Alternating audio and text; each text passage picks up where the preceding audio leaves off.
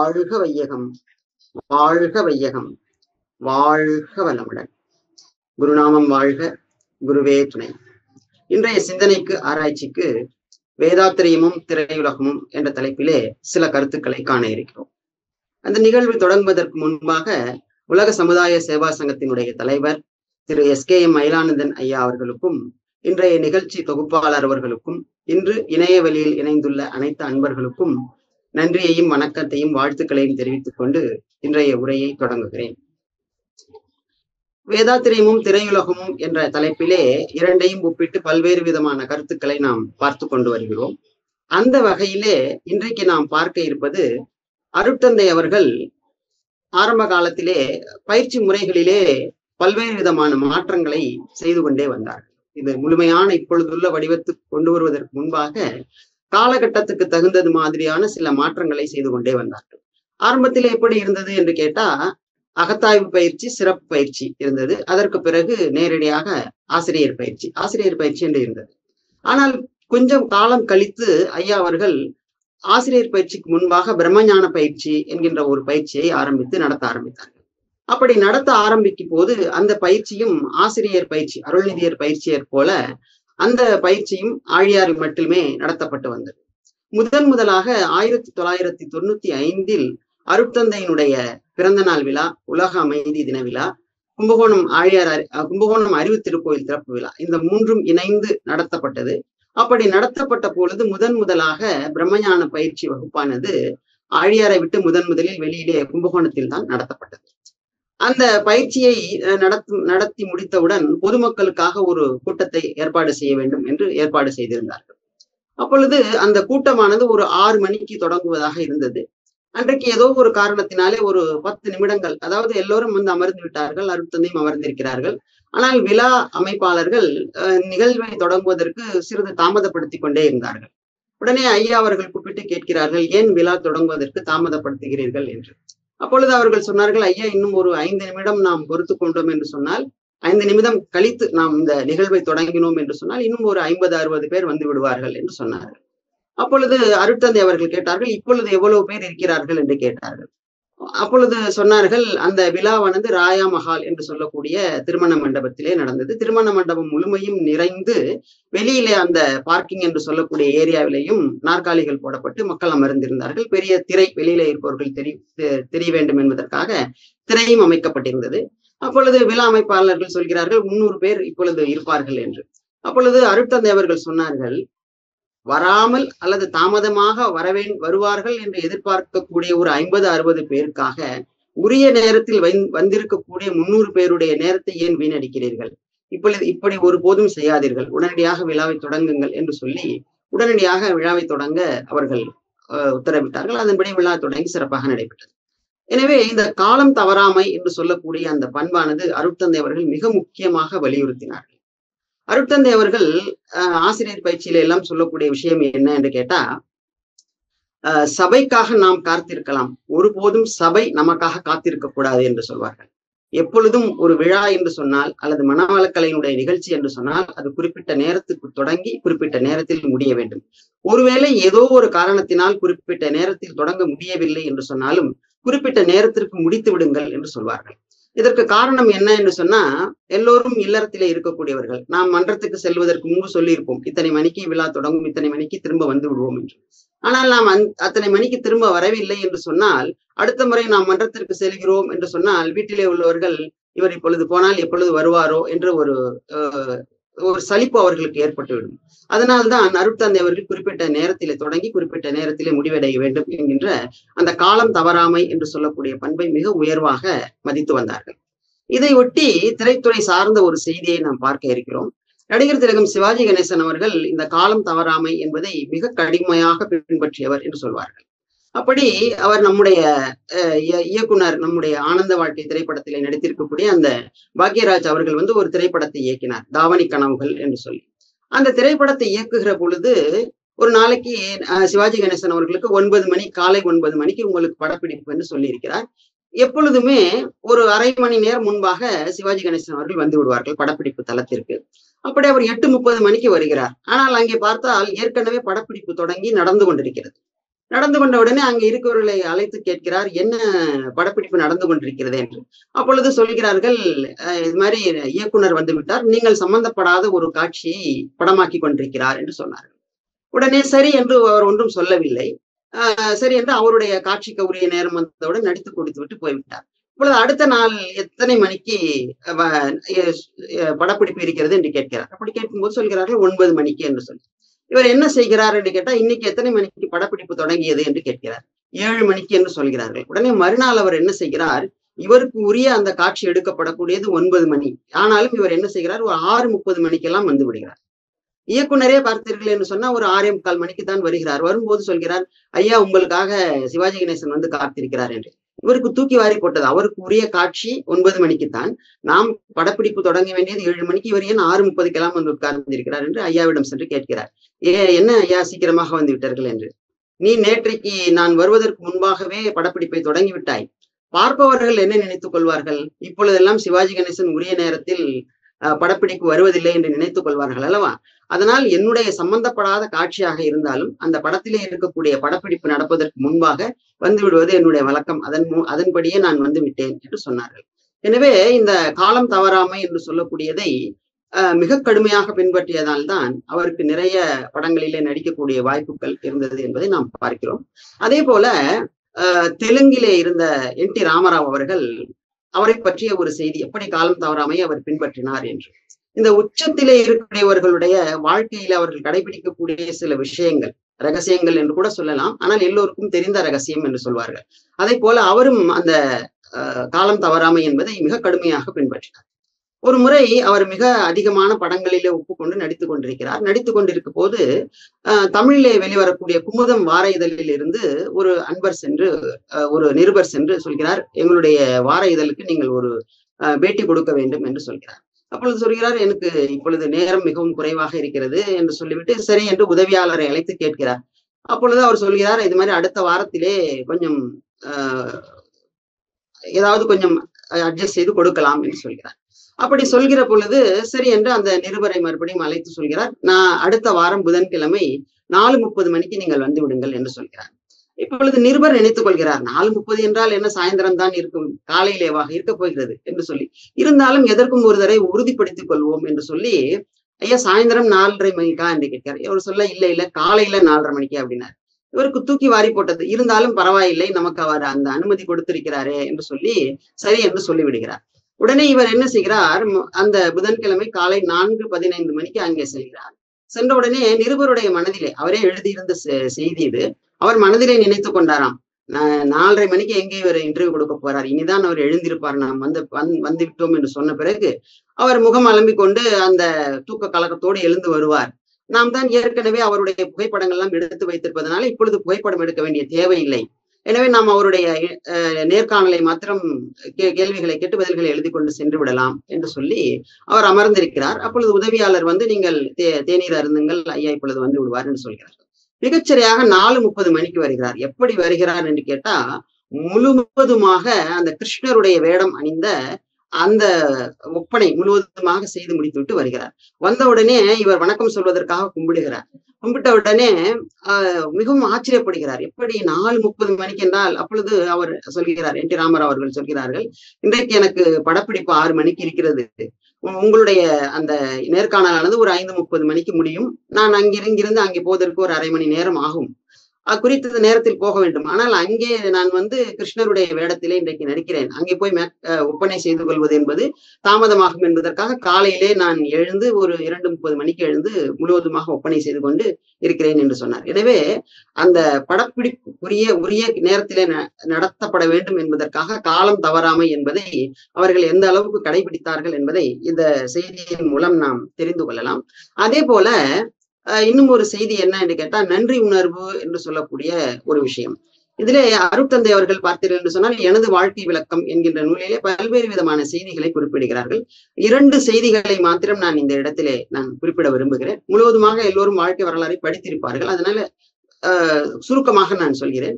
அருட்தந்தை அவர்கள் மிகப்பெரிய செல்வந்தராக இருக்கிறார். அதற்கு பிறகு நொடிப்பு நிலை சட்டம் என்கின்ற அந்த சட்டத்தினுடைய அடிப்படையிலே அவருடைய சொத்துக்களை எல்லாம் இழந்து மிகவும் வறுமைக்கு உள்ளாகிறார். அப்படி வறுமைக்கு உள்ளான பிறகு அவர்களுடைய வீட்டை எல்லாம் விட்டுவிட்டு ஒரு சிறிய குடிசையிலே அருட்தந்தையும் அருளன்னை லோகாம்பாள் அவர்களும் அவருடைய வாழ்க்கை துணைவர் அவர்களும் இருக்கிறார்கள்.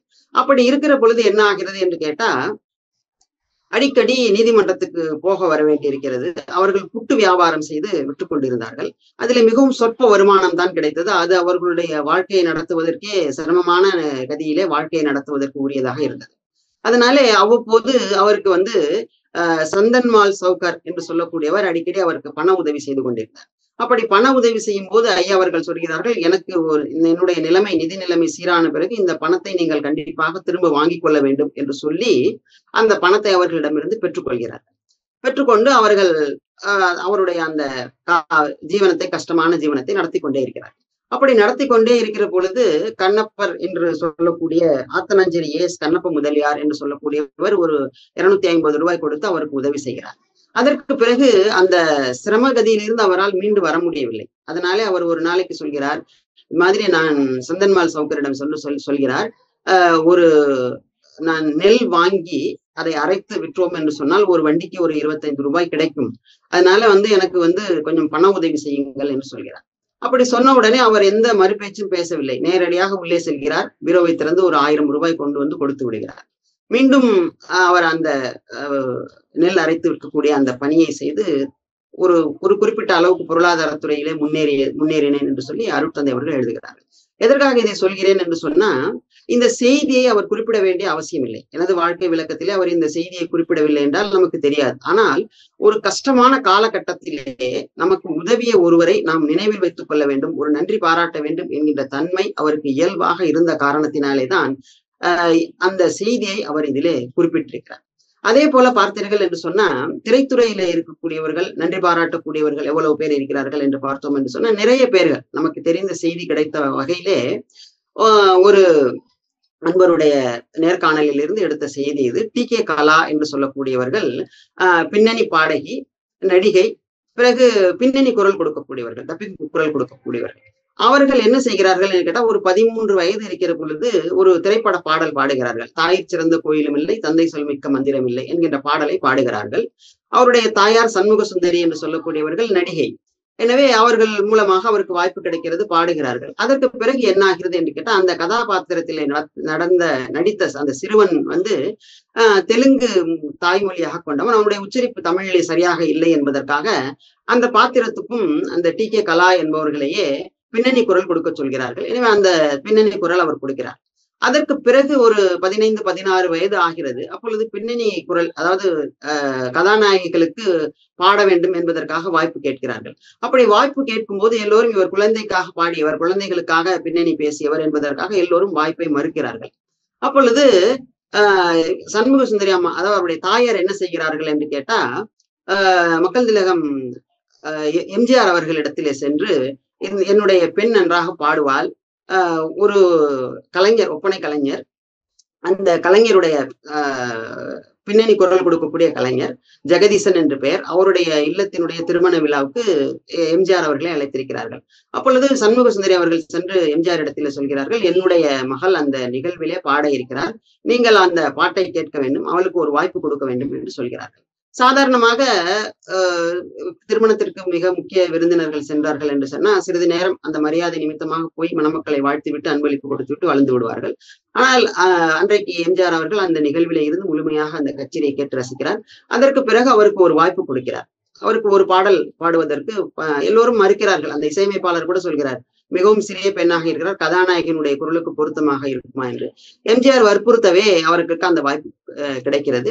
அது அந்த திரைப்பட பாடல் பார்த்தீர்கள் என்று சொன்னால், போய்வா நதியலையே என்கின்ற அந்த பாடல். இந்த செய்திகளை எல்லாம் எதற்காக சொல்கிறேன் என்று கேட்டால், அதற்கு பிறகு அவருக்கு ஒரு சில பாடல்கள் பாடுவதற்கு வாய்ப்பு கிடைத்தது. பெரிய அளவிலே அவர் சோபிக்கவில்லை. அதற்கு பிறகு அந்த இயக்கத்திலே, அந்த கட்சியில இணைந்து அவர்கள் அந்த இசை நிகழ்ச்சிகள் நடத்தக்கூடிய இதில எல்லாம் அவர் பாடிக்கொண்டிருந்தார். அந்த காலகட்டத்திலே 2 பாடல்கள் தான் அந்த எம்ஜிஆர் அவர்கள் நடித்த படத்திலே பாடியிருக்கிறார். ஆனா அந்த பாடல் மூலமாகவே பல்வேறு இசை நிகழ்ச்சிகளிலே அவருடைய குரல் பார்த்தீர்கள் என்று சொன்னால் ஒரு வித்தியாசமான குரலாக இருக்கும். எனவே அந்த பாடலை வேறு ஒருவரை வைத்து அதே போல பாடுபவர்களை வைத்து பாட வைக்க முடியாதாலோ என்னவோ அவருக்கு நிறைய வாய்ப்புகள் இசை நிகழ்ச்சிகளிலே கிடைத்தது. அதன் மூலம் அவருடைய தன்னுடைய வாழ்க்கை மேம்படுத்திக் கொண்டார். அதனால அவர் என்ன செய்தார் என்று கேட்டா, எப்பொழுதும் அதற்கு பிறகு அந்த இயக்கத்திலே சேர்ந்து அந்த கொள்கையை பரப்பக்கூடியவராக இருந்தார்.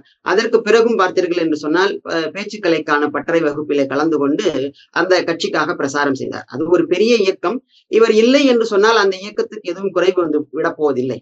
ஆனாலும் ஏன் செய்கிறார் என்று கேட்டால், நாம் கஷ்டமான காலத்தில் இருந்தபோது நமக்கு ஒரு வாய்ப்பு கொடுத்திருக்கிறார். எனவே நாம் அவருக்கு நன்றி பாராட்டும் விதமாக நம்மால் இயன்றதை செய்ய வேண்டும் என்று சொல்லி அந்த செயலை அவர் செய்திருக்கிறார். இன்றைக்கும் அவர் எப்பொழுதாவது நேர்காணல் கொடுத்தார் என்று சொன்னால், எம்ஜிஆர் அவர்கள் தான் எனக்கு வாய்ப்பு கொடுத்தார்கள் என்பதை நன்றி உணர்வோடு சொல்லக்கூடிய தன்மையை நாம் பார்க்கிறோம். எனவே இந்த நன்றி உணர்வு என்று சொல்லக்கூடிய அந்த தன்மைக்காக இந்த செய்தியை நான் சொல்கிறேன். அதற்கு பிறகு பார்த்தீர்கள் என்று சொன்னா,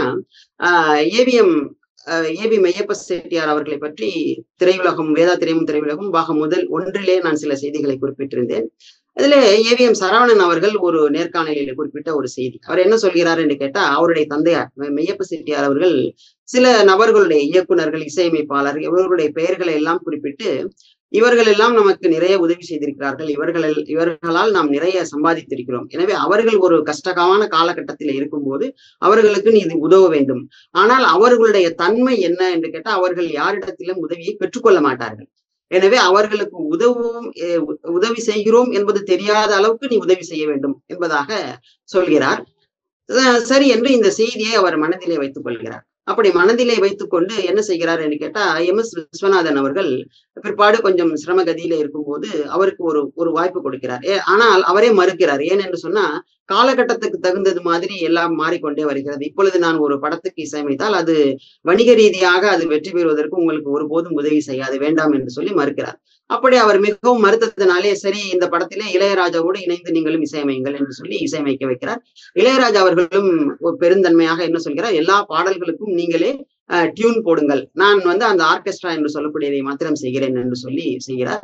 அதற்கு பிறகு மீண்டும் அவர் அந்த பொருளாதார நிலையிலிருந்து மீண்டு வருகிறார். எனவே தனக்கு கீழே வேலை செய்யக்கூடியவர்கள், வேலை செய்தவர்கள் ஒரு கஷ்ட காலத்தில் இருக்கிற பொழுது அவர்களுக்கு உதவ வேண்டும் என்கின்ற தன்மை அவர்களிடத்தில் இருந்ததை நாம் பார்க்கிறோம்.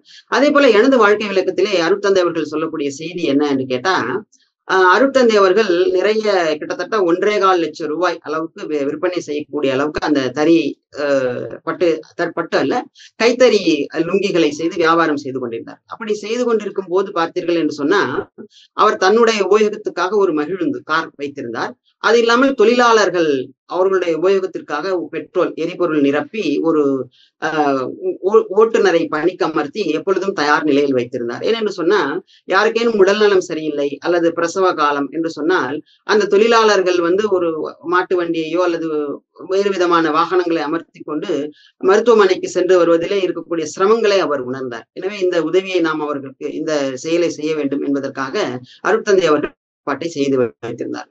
அதே போல பார்த்தீர்கள் என்று சொன்னால், அவருடைய தொழிலாளர்களுக்கு குழந்தை பிறந்தது என்று சொன்னால் 15 ரூபாய் இனாம் கொடுக்க வேண்டும். அவர்களுடைய வீட்டிலே யாராவது இறந்து போனார்கள் என்று சொன்னால் 25 ரூபாய் இனாமாக கொடுக்க வேண்டும் என்று சொல்லி ஒரு ஏற்பாடு செய்து வைத்திருந்தார். அதற்கு பிறகு பார்த்தீர்கள் என்று சொன்னா, அவர் அந்த எவ்வளவு நெய்கிறார்களோ அந்த அளவுக்கு கூலி கொடுத்து விடுவார். ஆனாலும் லாபத்திலேயும் பார்த்தீர்கள் என்று சொன்னா, கூட்டுறவு சங்கத்திலே தான் லாபத்தை கொடுப்பார்களே தவிர தனியார் அமைப்பிலே எந்த அமைப்பிலும் லாபத்தை தொழிலாளர்களுக்கு பங்கிட்டு கொடுத்ததாக நாம் பார்க்க முடியாது. ஆனால் அருட்தந்தை அவர்கள் லாபத்திலே கூட ஒரு 25% தொழிலாளர்களுக்கு அந்த போனஸ் என்று சொல்லக்கூடியதை கொடுத்ததை நாம் பார்க்கிறோம். எனவே இப்படி நமக்கு கீழே பணிபுரியக்கூடியவர்களை அவர்களும் நன்றாக இருக்க வேண்டும் என்ற உணர்வோடு அருட்தந்தை அவர்கள் செய்த செயல்களை நாம் பார்க்கிறோம். அதற்கு பிறகு சொல்ல வேண்டிய செய்தி என்ன என்று கேட்டா, தனக்கோ பிறருக்கோ தற்காலத்துக்கோ பிற்காலத்துக்கோ உடல் உணர்ச்சிக்கோ அறிவுக்கோ நன்மை தரக்கூடிய எண்ணம், சொல், செயல் இவைதான் புண்ணியம் எனப்படும் என்று அருட்தந்தை அவர்கள் சொல்வார்கள். அந்த வகையிலே மற்றவர்களுடைய நலனை நாம் பார்த்து கொண்டோம் என்று சொன்னால், நம்முடைய நலனானது தன்னாலே இந்த பிரபஞ்சத்தாலே இயற்கையாலே பாதுகாக்கப்படும் என்பது இயற்கை நீதி. அந்த வகையிலே திரைத்துறை சார்ந்தவர்கள் எப்படி மற்றவர்களுடைய நலனை பாதுகாத்தார்கள், அதன் மூலமாக எப்படி அவர்களுடைய வாழ்வும் இயற்கையாகவே மேம்பட்டது என்பதற்காக ஒரு சில செய்திகளை நாம் இங்கே பார்க்க இருக்கிறோம். முதலாவதாக இந்த திரைத்துறை சார்ந்த சில பேருக்கு தெரியும், சில பேருக்கு தெரியாது என்பதற்காக சொல்கிறேன். ஒரு படம் தயாரித்தார்கள் என்று சொன்னால் தயாரிப்பாளர் இருப்பார், அதற்கு பிறகு விநியோகஸ்தர் என்று ஒருவர் இருப்பார், அதற்கு பிறகு திரையரங்கு உரிமையாளர்கள், அதற்கு பிறகு ரசிகர்கள் என்று இருக்கிறார்கள். முதலில் நாம் பார்க்க இருக்கக்கூடிய செய்தி, தயாரிப்பாளர்கள் எப்படி விநியோகஸ்தர்களுடைய நலனை பாதுகாத்தார்கள் என்பதற்காக ஒரு செய்தியை நான் சொல்கிறேன். ஒரு திரைப்படம் தயாரித்து அதை விற்பனை செய்வதற்கு முன்பாக பிரிவியூ என்று சொல்வார்கள். அதாவது முதலிலே திரையிட்டு காட்டுவது அந்த விநியோகஸ்தர்களுக்காக. அப்படி விநியோகஸ்தர்களுக்கு திரையிட்டு காட்டுகிறார்கள். அப்படி திரையிட்டு காட்டும் போது விநியோகஸ்தர்களுக்கு அது பெரும்பாலானவர்களுக்கு அது அவ்வளவு சுவாரஸ்யமாக அந்த திரைப்படம் தெரியவில்லை. எனவே அவர்கள் அதை வாங்குவதற்கு தயங்குகிறார்கள் அல்லது மறுக்கிறார்கள். அப்பொழுது அந்த தயாரிப்பாளர் சொல்கிறார், இல்லை, இந்த படம் நன்றாக ஓடும் என்ற நம்பிக்கை எனக்கு இருக்கிறது, எனவே இந்த படத்தை வாங்கிக் கொள்ளுங்கள் என்று சொல்கிறார். விநியோகஸ்தர்கள் தொடர்ந்து மறுக்கிறார்கள். உடனே அவர் என்ன சொல்கிறார் என்று கேட்டா, இந்த படம் ஒரு மீடியம் பட்ஜெட் படம், அதாவது குறைந்த செலவிலே எடுக்கப்பட்ட படம். இந்த படத்தை நீங்கள் வாங்கிக் கொள்ளவில்லை என்று சொன்னால் அடுத்து நான் ஒரு அதிகமான ஒரு பட்ஜெட்ல, மெகா பட்ஜெட் என்று சொல்லக்கூடியதிலே ஒரு மிகப்பெரிய ஒரு நடிகரை வைத்து படத்தை தயாரிக்கப் போகிறேன். இந்த படத்தை நீங்கள் ஒருவேளை வாங்கவில்லை என்று சொன்னால் அடுத்த படத்தை நான் உங்களுக்கு கொடுக்க மாட்டேன் என்று சொல்கிறார். அப்பொழுது இந்த வற்புறுத்தல் காரணமாக வேறு வழியின்றி அவர்கள் அந்த படத்தை வாங்கி திரையிடுகிறார்கள். மிகப்பெரிய லாபத்தை அவர்களுக்கு சம்பாதித்து கொடுக்கிறது. நான் எதற்காக இந்த செய்தி சொல்கிறேன் என்று கேட்டால், இவருக்கு அவ்வளவு நம்பிக்கை இருக்கிறது என்று சொன்னால், அவர் நினைத்திருந்தால் அந்த படத்தை அவரே சொந்தமாக வெளியிட்டிருக்க முடியும். ஆனால் ஏன் வெளியிடவில்லை என்று சொன்னால், இதனுடைய லாபமானது விநியோகஸ்தர்களுக்கு சென்று சேர வேண்டும் என்பதற்காக அந்த படத்தை அவர் வெளியிடாமல் விநியோகஸ்தர்களுக்கு வற்புறுத்தி வாங்க வைத்து அவர்களுக்கு லாபம் சம்பாதிக்க வைத்தார். அந்த தயாரிப்பாளர் யார் என்று கேட்டார் என்று சொன்னால் ஏவிஎம் சரவணன் அவர்கள். அந்த திரைப்படம் எது என்று கேட்டால் சம்சாரம் அது மின்சாரம் என்று சொல்லக்கூடிய அந்த திரைப்படம்.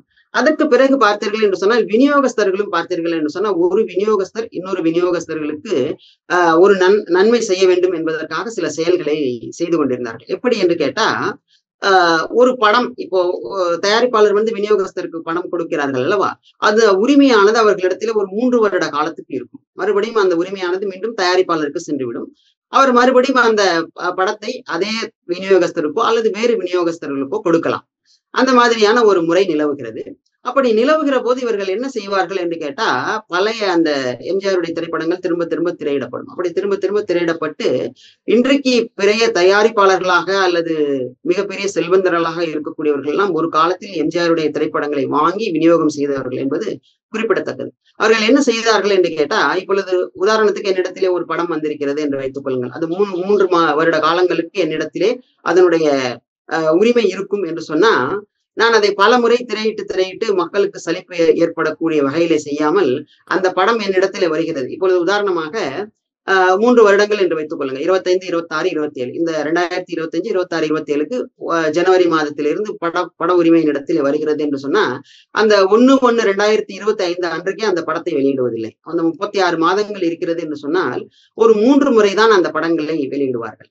அது முதலிலே அந்த ஜனவரி, பிப்ரவரி, மார்ச்சிலே அந்த படத்தை திரையிட மாட்டார்கள். நேரடியாக ஏப்ரல் மாதத்திலே தான் ஒரு முறை ஒரு ரவுண்டு போயிட்டு வரும். அதற்கு பிறகு ஒரு 10 மாதங்கள், அதற்கு பிறகு ஒரு 10 மாதங்கள். அதாவது அவருடைய உரிமையிலே அந்த படம் இருக்கிற பொழுது 3 மாதங்களுக்கு முன்பு ஒரு முறை திரையிட்டு விட்டு மீண்டும் அதை திரையிட மாட்டார்கள். அதை அப்படியே வைத்துக் கொண்டு தயாரிப்பாளர்களுக்கு மறுபடியும் அனுமதி போயிடும். ஏன் என்று கேட்டா, மறுபடியும் ஒருவேளை அடுத்த விநியோகஸ்தர்களுக்கு போனது என்று சொன்னால் அவரும் ஒரு 3 மாத காலம் வைத்திருந்துதான் அதை திரைக்கு அனுப்புவார். அப்படி அனுப்புகிற போது என்ன ஆகுதுன்னா, அந்த படமானது ஒரு 6 மாத காலத்துக்கு ஒரு முறையோ அல்லது 10 மாத காலங்களுக்கு ஒரு முறையோ வெளிவிடும் போது அது ரசிகர்களும் அதை திரும்ப திரும்ப பார்ப்பார்கள். விநியோகஸ்தர்களுக்கும் ஒரு லாபம் ஈட்டக்கூடிய செய்தியாக இருக்கும். எனவே ஒரு விநியோகஸ்தர் தன்னை சார்ந்த சக விநியோகஸ்தரும் நன்மை பெற வேண்டும் என்பதற்காக இந்த செயலை செய்வதை நாம் பார்க்க முடியும். அதற்கு பிறகு திரையரங்கு உரிமையாளர்கள் பார்த்தீர்கள் என்று சொன்னால் ரசிகர்களுடைய நலனை எப்படி பாதுகாத்தார்கள் என்று பார்க்கலாம். நான் கும்பகோணம் அந்த ஊரிலே இருந்து பிறந்து இப்பொழுது மும்பையிலே தொழில் நிமித்தமாக, பணி நிமித்தமாக இருக்கிறேன். அங்கே நிறைய திரையரங்குகள் இருந்தது. இன்றைக்கு அவைகள் வணிக வளாகங்களாக மாற்றப்பட்டு விட்டது. அப்பொழுது அங்கே டைமண்ட் என்று சொல்லி ஒரு தியேட்டர் இருந்தது, திரையரங்கம் இருந்தது. அந்த கும்பகோணம் பார்த்தீர்கள் என்று சொன்னால் வெற்றிலைக்கு புகழ் பெற்றது என்பது உங்கள் எல்லோருக்கும் தெரியும். எனவே வெற்றிலை போடுபவர்கள் என்ன செய்வார்கள் என்று சொன்னால், அந்த சுண்ணாம்பை கண்ட இடத்திலும் தடவி விடுவார்கள்.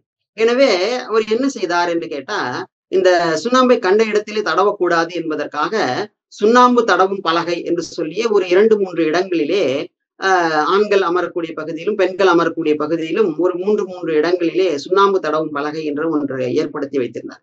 எதற்காக என்றும் சொன்னால், அதாவது அந்த வெற்றிலை பாக்கு போடக்கூடியவர்களுக்கும் துன்பம் வரக்கூடாது, அவர்களுக்கு அந்த பழக்கத்திலே இருக்கிறார்கள். அதே சமயத்திலே பார்த்தீர்கள் என்று சொன்னால் அவர்களுடைய அந்த வண்ணப்பூச்சி வேலை செய்திருக்கிறார்கள், அந்த பூச்சி வேலைக்கும் பாதிப்பு ஏற்படக்கூடாது என்பதற்காக இந்த மாதிரியான ஒரு ஏற்பாட்டை செய்திருந்தார்கள்.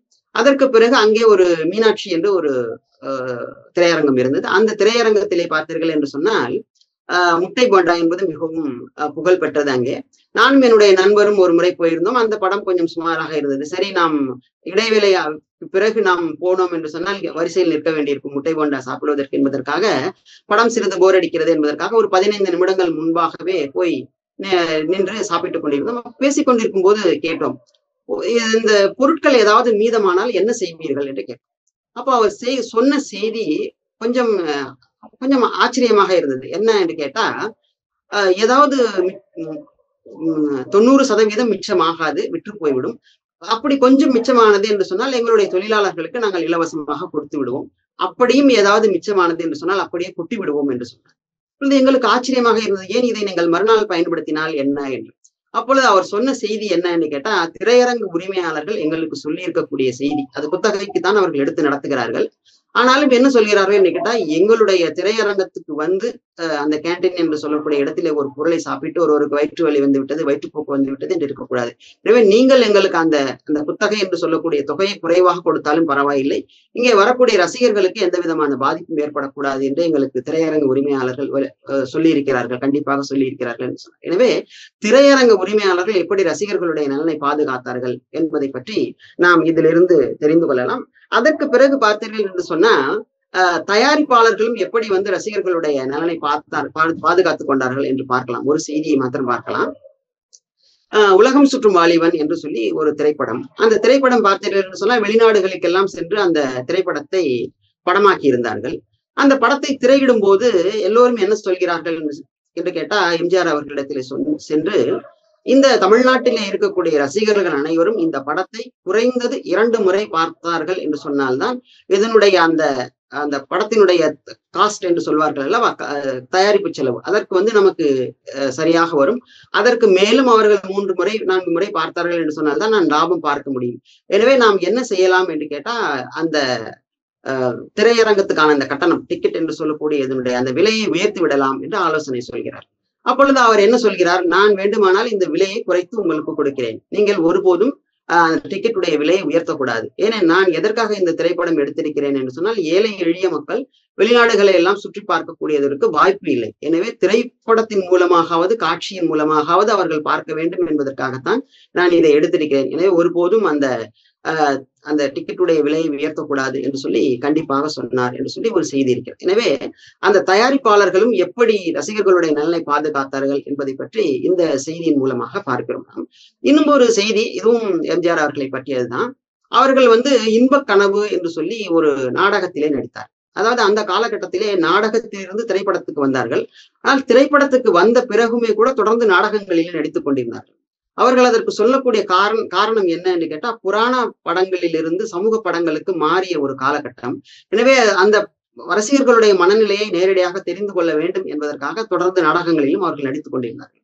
அப்படி அந்த இன்பக் கனவு என்கின்ற அந்த நாடகத்திலே அவர்கள் எம்ஜிஆர் அவர்கள் நடித்துக் கொண்டிருந்த போது ஒரு மிகவும் பருமனான ஒரு நபர், ஜஸ்டின் என்று நினைக்கிறேன், அந்த நபரை தூக்குவதாக ஒரு காட்சி இருக்கிறது. அப்படி தூக்குவதாக ஒரு காட்சி இருக்கிற பொழுது என்ன ஆகிறது என்று சொன்னால், அப்பொழுது அவர் எண்ணெய் தடவிருப்பார் அவருடைய உடலிலே. அந்த ஜஸ்டின் என்று சொல்லக்கூடியவர் அவர் மேலே தூக்கும் போது அன்றைக்கு கொஞ்சம் எண்ணெய் அதிகமாக தடவி இருந்திருக்கிறார். உடனே எண்ணெய் என்ன ஆகின்றது, இவர் மேலே தூக்கிய உடனே வழுக்கி அவர் விழக்கூடிய ஒரு சூழ்நிலை வருகிறது. ஜஸ்டின் என்பவர் விழக்கூடிய சூழ்நிலை வருகிறது. அவர் விழுந்தால் அவருடைய மண்டையிலே அடிபட்டு விடும், அவருடைய உயிருக்கு ஆபத்தாகிவிடும் என்பதற்காக எம்ஜிஆர் அவர்கள் தன்னுடைய காலை முன்னோக்கி நீட்டி விடுகிறார். முன்னோக்கி நீட்ட உடனே மிகுந்த அவனுடைய எடையானது அந்த காலிலே விழுந்து அவருடைய கால் எலும்பு முறிவடைந்து விடுகிறது. உடனே அவர் பக்கத்திலே சைகை செய்கிறார். அந்த திரை இறக்கப்படுகிறது, கட்டன் என்று சொல்லக்கூடியது இறக்கப்படுகிறது. இறக்கப்பட்ட உடனே முதலுதவி செய்கிறார்கள். முதலுதவி செய்த உடனே அவர்கள் என்ன செய்கிறார்கள் என்று கேட்டால், ஒரு நாற்காலி போட்டு எம்ஜிஆர் அவர்கள் அங்கே உட்கார்ந்து ஒரு அறிவிப்பு வெளியிடுகிறார். என்ன வெளியிடுகிறார், ஒரு சிறு விபத்து காரணமாக நாடகத்தை தொடர்ந்து நடத்த முடியாத சூழ்நிலையில் இருக்கிறோம். ஆனாலும் நீங்கள் இதற்கு கட்டணம் கொடுத்து வந்திருக்கிறீர்கள். இதை நாங்கள் வீணாக்க விரும்பவில்லை. இந்த டிக்கெட்டுகளை எல்லாம் நீங்கள் பத்திரமாக வைத்துக் கொள்ளுங்கள். ஒரு முறை எங்களுடைய உடல்நிலை சரியான பிறகு மீண்டும் நீங்கள் இந்த நாடகத்தை நாங்கள் இங்கே வந்து நடத்துகிறோம். நீங்கள் அப்பொழுது இலவசமாக வந்து பார்க்கலாம். இலவசமாக என்றால் இந்த நாடகத்தை நீங்கள் மறுபடியும் பார்ப்பதற்கு பணம் செலவு செய்ய வேண்டியதில்லை என்று சொல்கிறார். அப்பொழுது இந்த விஷயம் கொஞ்சம் வெளியிலையும் தெரிந்துவிட்டது. இது மாதிரி எம்ஜிஆர் அவர்களுக்கு கால் இதாகிவிட்டது என்று சொல்லி. அப்பொழுது ரசிகர்கள் உணர்ச்சி வசப்பட்டு சொல்கிறார்கள், எங்கள் ஊருக்கு வந்து உங்களுக்கு இது மாதிரி ஆகிவிட்டது என்று சொன்னால் ஏதோ ஒரு வகையிலே நாங்களும் இதற்கு ஒரு காரணமாக கருதுகிறோம். எனவே நீங்கள் வந்து மறுபடியும் இலவசமாக இதை நடத்த வேண்டாம், உங்களுடைய உடல்நிலை சரியானால் அதுவே எங்களுக்கு போதும் என்று சொன்னார்கள். இப்படி ஒவ்வொருவரும் மற்றவர்களுடைய நலனை பாதுகாத்துக் கொண்டு இருந்ததினாலே தான் இந்த திரையுலகமானது மிகவும் ஆரோக்கியமானதாக இருக்கிறது என்பது ஒரு செய்தி. அதற்கு பிறகு அருட்தந்தை அவர்கள் சொல்லக்கூடிய ஒரு விஷயம் என்னன்னு கேட்டா, அசைந்து கெட்டது மனம், அசையாமல் கெட்டது உடல் என்று சொல்வார். அதாவது உடற்பயிற்சிக்கு வந்து அருட்தந்தை அவர்கள் மிகுந்த முக்கியத்துவம் கொடுக்கிறார்கள். பல்வேறு விதமான உடற்பயிற்சிகளை அவர்களே ஆசனங்கள், உடற்பயிற்சிகள் இவற்றையெல்லாம் செய்து பார்த்து அதனுடைய நன்மை தீமைகளை எல்லாம் கணக்கில் கொண்டு, உலகத்திலே பல்வேறு விதமான தட்பவெட்ப சூழ்நிலைகள் நிலவுகிறது. பல்வேறு விதமான வயது, அதாவது வயது முதிர்ந்தவர்கள், குழந்தைகள், இப்படி எல்லோருக்கும் பொருந்தக்கூடிய ஒரு உடற்பயிற்சி தொடரை உருவாக்கி இருக்கிறார்கள் என்று சொன்னால் அதற்கு அவர்கள் மிகுந்த பிரயாசைப்பட்டு பல்வேறு விதமான பயிற்சிகளை அவர்கள் கற்றுக்கொண்டு அதை செய்து பார்த்து அதனுடைய நன்மை தீமைகளை எல்லாம் எடுத்து எந்த பயிற்சி முறைகளை குறுகிய காலத்திலே எந்த விதமான உபகரணங்களும் இன்றி செய்தால் எல்லோருக்கும் பயன் தரக்கூடியதாக இருக்கும் என்பதை அவர்கள் எளிய முறை உடற்பயிற்சி என்பதாக வகுத்திருக்கிறார்கள். திரைத்துறை சார்ந்த சில செய்திகளை பார்த்தோம் என்று சொன்னால் எம்ஜிஆர் அவர்கள் உடற்பயிற்சியிலே மிகுந்த முக்கியத்துவம் கொடுத்தார் என்பதை நாம் பார்க்க முடிகிறது. அவர் ஒருவேளை வெளிப்புற படப்பிடிப்புக்கு செல்லும் போது கூட அந்த உடற்பயிற்சிக்கான அந்த உபகரணங்களை எடுத்துக்கொண்டு செல்வார். அங்கேயும் அவர் உடற்பயிற்சியை விடாமல் செய்தார் என்று நாம் பார்க்கிறோம். அதற்கு பிறகு நடிகர்களுக்கு அவர் சொல்லக்கூடிய அறிவுரை என்ன என்று கேட்டா, உங்களுடைய உடலை நீங்கள் பத்திரமாக வைத்துக் கொள்ளுங்கள். அதே போல அவர் சொல்லக்கூடிய இன்னும் ஒரு அறிவுரை என்னன்னு சொன்னால், மிகவும் அந்த ஆபத்தான காட்சிகளிலே நீங்கள் நடிக்காதீர்கள் என்று சொல்வார். அதாவது ரிஸ்க் என்று சொல்வார்கள் அல்லவா, அதிலே நடிக்காதீர்கள் என்று. எதற்காக சொல்கிறார் என்று கேட்டா, இப்பொழுது ஒரு தனிநபர் பாதிக்கப்பட்டார், அவருக்கு ஒரு கால் உடைந்து விட்டது, ஏதோ ஒரு விபத்து ஏற்பட்டு விட்டது என்று சொன்னால் அந்த குடும்பம் மாத்திரம் பாதிக்கப்படும். ஆனால் ஒரு நடிகருக்கு ஏதாவது ஒரு விபத்து ஏற்பட்டது என்று சொன்னால் அவரை நம்பி இருக்கக்கூடிய ஆயிரக்கணக்கான குடும்பங்களுக்கு பாதிப்பு ஏற்படும். எனவே அதனால் ஆபத்து சம்பந்தமான காட்சிகளிலே நடிக்காதீர்கள் என்பதும், உடற்பயிற்சி செய்து உடலை நன்றாக ஆரோக்கியமாக வைத்துக் கொள்ளுங்கள் என்பதும் அவர் மற்றவர்களுக்கு சொன்ன அறிவுரையாக இருந்தது. அது அவர் பின்பற்றியதாகவும் இருந்தது. அதனால் அவர் சொல்கிற பொழுது அதற்கு மிகுந்த வலுவுடையதாக இருந்தது. அதே போல நடிகர் சிவகுமார் அவர்களும் ஆசனங்களை தொடர்ந்து செய்யக்கூடியவர் என்பதை நாம் அவருடைய இது ராஜபாட்டை அல்ல என்று சொல்லி அவர் ஒரு புத்தகம் எழுதியிருக்கிறார். அந்த புத்தகத்திலே அவர் அந்த செய்தியை குறிப்பிட்டிருக்கிறார். எனவே அந்த வகையிலே பார்த்தீர்கள் என்று சொன்னா உடற்பயிற்சிக்கு வந்து நமக்கு திரைத்துறை சார்ந்தவர்கள் எப்படி முக்கியத்துவம் கொடுத்திருக்கிறார்கள் என்பதை நாம் பார்க்கிறோம். இதிலே ஒரு செய்தி, ஒரு ஆங்கில திரைப்படம், தி 36 Chamber of Siloam என்று சொல்லக்கூடிய ஒரு திரைப்படம். அதிலே ஒரு இது நகைச்சுவைக்காக இந்த செய்தியை நான் சொல்கிறேன். அதிலே அந்த கராத்தே கற்றுக்கொள்ளக்கூடியவர் என்ன செய்வார் என்று கேட்டா, பல்வேறு விதமான பயிற்சிகளை கொடுப்பார்கள். அப்படி பயிற்சிகளை கொடுக்கும்போது ஒரு பயிற்சி என்ன என்று கேட்டா, நம்முடைய தலையை அசைக்காமல் கண்களை மாத்திரம் அசைக்க வேண்டும், என்பதற்காக ஒரு பயிற்சி. என்ன என்று கேட்டா, அந்த பயிற்சியாளரை ஒரு இடத்துல அமர வைத்திருப்பார்கள். எதிரிலே அவருடைய அந்த குருநாதர் இருப்பார். ஒரு விளக்கு வைத்திருப்பார்கள். அந்த விளக்கு வந்து என்ன செய்வார்கள் என்று கேட்டா, இடதுபுறமும் வலதுபுறமும் அசைப்பார்கள். அவர் மெதுவாக அசைத்தாலும் கண்களை இவர் அசைக்க வேண்டும், வேகமாக அசைத்தாலும் வேகமாக அசைய வேண்டும் என்பதுதான் அந்த பயிற்சியினுடைய நோக்கம். அப்படி அவர் அசைக்கிற போது என்ன செய்திருப்பார்கள் என்று கேட்டா, கண்களை மாத்திரம்தான் அசைக்க வேண்டுமே தவிர தலையை சிறு துளியும் அசைக்க கூடாது.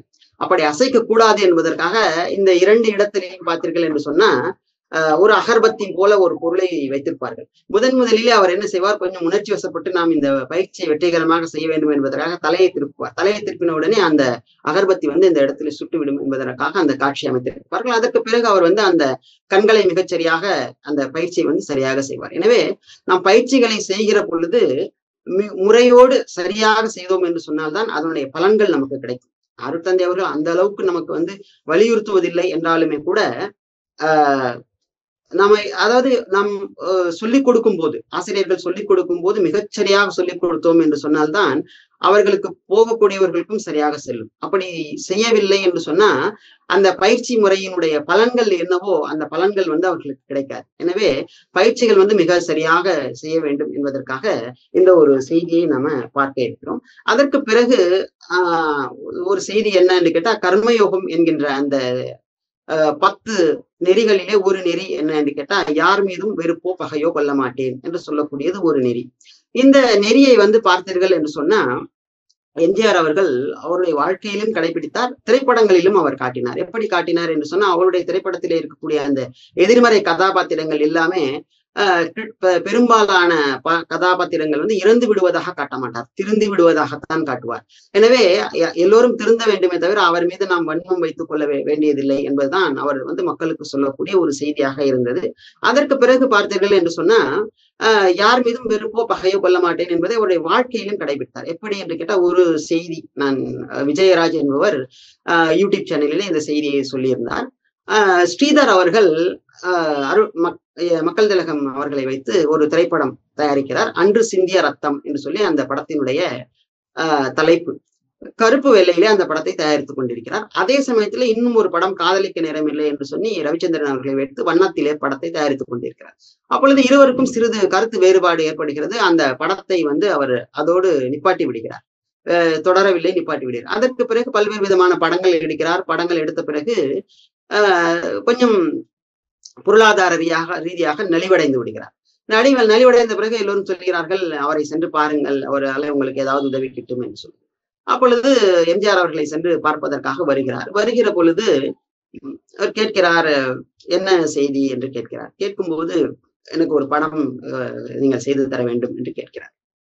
அப்படி கேட்கும்போது சரி என்று ஒத்துக்கொள்கிறார். இது ஏற்கனவே நமக்கு இது மாதிரி எல்லாம் செய்திருக்கிறாரே, இவருக்கு போய் நாம் பணம் செய்து கொடுப்பதா என்றெல்லாம் அவர் எதுவும் யோசிக்கவில்லை. சரி, செய்து கொடுக்கிறேன் என்று சொல்கிறார். ஆனாலும் அவர் தயங்குகிறார். உடனே இவர் புரிந்து கொள்கிறார், சரி இவருக்கு பண கஷ்டத்திலே இருக்கிறார் என்று சொல்லி அவர் தன்னுடைய அந்த லெட்டர் பேட் என்று சொல்வார்கள், அதிலே ஒரு உதவியாளரை கொண்டு வர சொல்லி, நான் ஸ்ரீதர் படத்தில் நடிக்க சம்மதிக்கிறேன் என்று சொல்லி எழுதி கையொப்பமிட்டு கொடுக்கிறார். இந்த கடிதத்தை நீங்கள் காட்டுங்கள், உங்களுக்கு தேவையான அந்த பைனான்ஸ் என்று சொல்லக்கூடியது கிடைத்துவிடும் என்று சொல்கிறார். உடனே அவர் சரி என்று சொல்லி ஒப்புக்கொள்கிறார். இருந்தாலும் கொஞ்சம் தயக்கம் காட்டுக்க உடனே அவர் என்ன சொல்கிறார் என்று கேட்டா, உதவியாளரை அழைத்து ஏதோ சொல்கிறார். உதவியாளர் கொஞ்சம் பணம் கொண்டு வந்து கொடுக்கிறார். கொண்டு வந்து கொடுத்த உடனே மக்கள் திலகம் சொல்கிறார், நான் அன்று சிந்திய ரத்தம் என்ப படத்திலே நடிப்பதற்காக நீங்கள் 5000 ரூபாய் கொடுத்திருந்தீர்கள். அந்த படத்தை இன்று வரைக்கும் நீங்களும் திருப்பி கேட்கவில்லை, நானும் கொடுக்கவில்லை. இன்று வரைக்கும் நீங்கள் அந்த பணத்திற்கு ஒரு வட்டி போட்டோம் என்று சொன்னால் எவ்வளவு வருமோ அந்த தொகை இதிலே இருக்கிறது. இதை வைத்து நீங்கள் படப்பிடிப்பை தொடங்குங்கள், மேற்கொண்டு உங்களுக்கு தேவையான பண வசதியை என்னுடைய அந்த கடிதத்தை காட்டி பெற்றுக்கொண்டு நடத்துங்கள் என்று சொன்னார்கள். அவர் எடுத்த அந்த படம் தான் உரிமை குரல் என்று சொல்லக்கூடிய அந்த படம். எனவே யார் மீதும் வெறுப்போ பகையோ வைத்துக் கொள்ளாதனாலதான் அவருடைய அந்த உச்சத்திலே எப்பொழுதுமே இருக்க முடிந்தது என்பதற்கான செய்தி இது. அதற்கு பிறகு இன்னும் ஒரு செய்தி என்ன என்று கேட்டா, பிறருடைய கருத்துக்களை ஏற்றுக்கொள்ளுதல். அருட்தந்தை அவர்கள் மனவளக்கலையை பல்கலைக்கழகங்களிலே கொண்டு செல்லும் போது அவர்கள் ஏதேனும் மாற்றங்கள், ஏதாவது சிறிய சிறு மாற்றங்கள் அல்லது சிறிய விஷயங்களை சேர்க்க வேண்டும் என்று சொன்னால் தாராளமாக சேருங்கள் என்று சொல்லி அருட்தந்தை அவர்கள் அனுமதி அளித்திருக்கிறார்கள். இந்த செய்தியை பட்டப்படிப்புக்கான அந்த நூலினுடைய முன்னுரையிலே இடம்பெற்றிருக்கிறது. எனவே மற்ற அந்த கருத்துக்களையும் நாம் ஏற்றுக்கொள்ள வேண்டும் என்பது அருட்தந்தையினுடைய கருத்தாக இருந்தது. இதையொட்டி திரைத்துறை சார்ந்த ஒரு செய்தியை நாம் பார்க்க இருக்கிறோம். ஒரு தயாரிப்பாளர், அந்த தயாரிப்பாளர் ஒரு நாளைக்கு சென்று ஒரு நாடகம் பார்க்கிறார். அந்த நாடகம் பார்க்கிற போது நாடகம் மிக அருமையாக இருக்கிறது. உடனே அந்த நாடகத்தை இயக்கிய இயக்குனரிடம் அவரை கூப்பிட்டு, இந்த நாடகம் மிக நன்றாக இருக்கிறது, நான் இதை திரைப்படமாக தயாரிக்க விரும்புகிறேன், நீங்களே அந்த படத்தை இயக்க வேண்டும் என்று சொல்கிறார். அப்பொழுது அவர் சொல்கிறார், நாடகம் நன்றாக இருக்கிறது என்பதை நானும் ஒத்துக்கொள்கிறேன், ஆனால் நான் எதிர்பார்த்த அளவுக்கு கூட்டம் வரவில்லை, அதனால் நான் இதை திரைப்படமாக ஆக்குவதற்கு எனக்கு அவ்வளவு மனம் இல்லை என்று சொல்கிறார். அப்பொழுது அவர் சொல்கிறார், இந்த நாடகத்திலே இருக்கக்கூடிய ஒரு சிறிய குறைபாடு என்ன என்று கேட்டால் நகைச்சுவை என்பது இல்லை. அதனால ஒரு கதாபாத்திரம், அது குடும்பம் சார்ந்த கதையாக இருக்கிறது. எனவே ஒரு பணிப்பெண் மாதிரி ஒரு கதாபாத்திரத்தை நீங்கள் உருவாக்கி அந்த கதாபாத்திரம் படம் முழுவதும் ஆங்காங்கே வருவது போல செய்து சிறிது மாற்றம் செய்யுங்கள். அப்படி மாற்றம் செய்கிற போது என்ன ஆகும் என்று கேட்டால் இது இன்னும் சிறப்பாக இருக்கும், நானும் இதை திரைப்படமாக தயாரிக்கிறேன் என்று சொல்கிறார். அப்பொழுது இயக்குனர் மறுக்கிறார், இல்லை இல்லை, அது என்னுடைய கதையினுடைய அந்த தன்மை கெட்டு போய்விடும், இதிலே நகைச்சுவை சேர்த்தோம் என்று சொன்னா சரி வராது, நீர்த்து போய்விடும், அந்த கதையினுடைய தன்மை நீர்த்து போய்விடும் என்று மறுக்கிறார். அப்பொழுது அவர் சொல்லக்கூடியது, நான் ஒருவர் ஒரு கருத்தை சொன்னோம் என்று சொன்னால் உடனடியாக நீங்கள் மறுக்காதீர்கள், அதை பற்றி யோசித்து பாருங்கள், அது சரி வருமா சரி வராதா என்று. அதற்கு பிறகு நீங்கள் முடிவு சொல்லுங்கள். நான் சொன்ன உடனே நீங்கள் உடனடியாக மறுக்க வேண்டாம். உங்களுக்கு நான் 1 வாரம் கால அவகாசம் கொடுக்கிறேன். இந்த 1 வார கால அவகாசத்திற்குள்ளார நீங்கள் ஒப்புக்கொண்டீர்கள், நான் சொல்லக்கூடிய நிபந்தனைக்கு ஒப்புக்கொள்கிறேன் சொன்னால் நீங்கள் என்னை வந்து பாருங்கள், இதை நான் திரைப்படமாக தயாரிக்கிறேன் என்று சொல்கிறார். சரி என்று ஒன்றும் சொல்லவில்லை. ஒரே ஒரு கேள்வி மாத்திரம் கேட்கிறார். ஒருவேளை இந்த பணிப்பெண் சொல்லுகிறீர்களே, அந்த பணிப்பெண் திரைப்படமாக ஆக்கினால் நீங்கள் யாரை மனதிலே வைத்திருக்கிறீர்கள் என்று கேட்கிறார் இயக்குனர். அப்பொழுது தயாரிப்பாளர்கள் சொல்கிறார்கள், ஆச்சி மனோரமா அவர்களை வைக்கலாம் என்று நினைக்கிறேன் என்று சொல்கிறார். சரி என்று சொல்லிவிடுகிறார். 3 நாள் ஆனது, 5 நாள் ஆனது, 7 நாள் ஆனது, அவர் வரவில்லை. தயாரிப்பாளர் நினைத்தா சரி, அவருக்கு இதுல விருப்பமில்லை போல் இருக்கிறது என்று சொல்லி விட்டு விடுகிறார். 10 தினங்களுக்கு பிறகு அவர் முழுவதுமாக அந்த ஸ்கிரிப்ட் என்று சொல்வார்கள் அல்லவா, முழுவதுமாக திரைக்கதை வசனத்தை எழுதி கொண்டு வந்து கொடுக்கிறார். அதுல என்ன செய்திருக்கிறார் என்று கேட்டா, அந்த மனோரமா அவர்கள் அந்த பணிப்பெண்ணாக வந்து அதுல நடித்திருந்தால் எப்படி இருக்குமோ அதை முழுவதுமாக எழுதியிருந்தார். அது படத்தினுடைய ஆரம்ப காட்சியில இருந்து கடைசியில அந்த உச்சக்கட்ட காட்சி கிளைமேக்ஸ் என்று சொல்லக்கூடிய இடத்துல அந்த கதாபாத்திரம் வருவதாக அந்த கதையை வடிவமைத்திருப்பார். அதுதான் பின்ன படமாக தயாரிக்கப்பட்டு தமிழிலே சிறந்த திரைப்படம் என்று சொல்லி தேசிய விருது பெற்ற திரைப்படம் சம்சாரம் அது மின்சாரம் என்று சொல்லக்கூடியது. இயக்குனர் விசு அவர்கள், தயாரிப்பாளர் ஏ.வி.எம். சரவணன் அவர்கள். மற்றவர்களுடைய கருத்துக்கள், அதாவது நம்ம ஒரு கருத்தை சொல்கிறார் என்று சொன்னா நம்ம வந்து அந்த கருத்தை முதலிலே அதை ஏற்று யோசனை செய்து பாருங்கள், இதில் சரியாக இருக்கிறதா அல்லது தவறாக இருக்கிறதா என்று பாருங்கள். அப்படி சரியாக இருக்கிறது என்று சொன்னால் அதை ஏற்றுக்கொள்ளுங்கள், இல்லை தவறாக இருக்கிறது என்று சொன்னால் விட்டு விடுங்கள். எந்த கருத்தையுமே நாம கேட்பதற்கே நாம வந்து முடியாது அல்லது இயலாது என்று சொன்னோம் என்று சொன்னால் அது வந்து நம்முடைய வளர்ச்சிக்கு ஒருபோதும் உதவாது என்பதுதான் இதுல இருந்து நாம் தெரிந்து கொள்ளக்கூடிய ஒரு செய்தி. அதற்கு பிறகு இன்னும் ஒரு செய்தி என்ன என்று கேட்டா, அருட்தந்தை அவர்கள் சில நேரங்களிலே சில பேருக்கு தனிப்பட்ட முறையிலே சில அறிவுரைகளை சொல்லியிருக்கிறார்.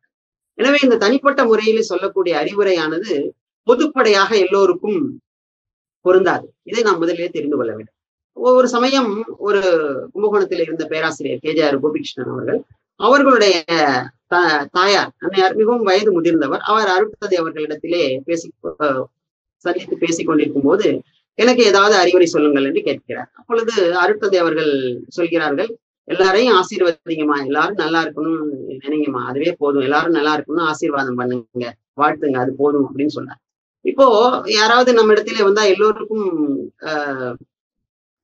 ஒரே மாதிரியாக நாம் சொல்லுவோம். அதாவது வந்து உடற்பயிற்சி செய்யுங்கள், காயகல்பம் செய்யுங்கள் அப்படி எல்லாம் இல்லாமல் அவர்களுக்கு, ஏன்னா அவர்கள் பக்தி மார்க்கத்திலே ஊறியவர்கள், அவர்களிடத்துல ஞான மார்க்கத்தை எல்லாம் கொண்டு போய் சொல்லி அதை வந்து ஏற்றுக்கொள்ளக்கூடிய மனநிலையில இருக்க மாட்டார்கள். அதனால அவர்களுக்கு என்ன சொன்னார், அவர்களுடைய அந்த மனநிலையை பொறுத்து எல்லோரையும் நீங்கள் ஆசீர்வதியுங்கள் என்று சொல்லிவிட்டார். எனவே அதை நாம் புரிந்து கொள்ள வேண்டும். அதற்கு பிறகு உலக பொது அருள்நெறி சமயத்தின் சார்பாக திருமணங்கள் சில நடத்தப்பட்டு வந்தது. சில காரணங்களினால் பிற்பாடு அது நிறுத்தப்பட்டு விட்டது.